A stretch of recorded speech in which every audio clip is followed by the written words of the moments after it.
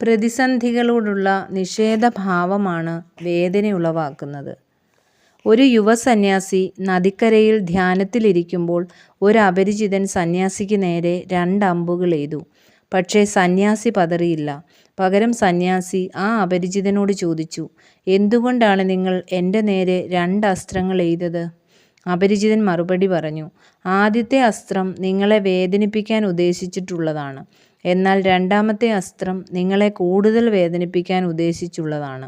കാരണം അത് ആദ്യത്തെ അസ്ത്രത്തോടുള്ള നിങ്ങളുടെ പ്രതികരണമാണ്." സന്യാസി പുഞ്ചിരിച്ചുകൊണ്ട് പറഞ്ഞു, "നിങ്ങൾ 1 അമ്പു മാത്രമേ എയ്തിട്ടുള്ളൂ. കാരണം ഒന്നിനോട് മാത്രമേ ഞാൻ പ്രതികരിച്ചുള്ളല്ലോ.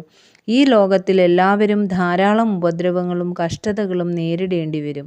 നമുക്ക് നേരെ വരുന്ന പ്രതിസന്ധികളെ നമുക്ക് ഒഴിവാക്കുവാൻ കഴിഞ്ഞില്ല എന്നു വരാം.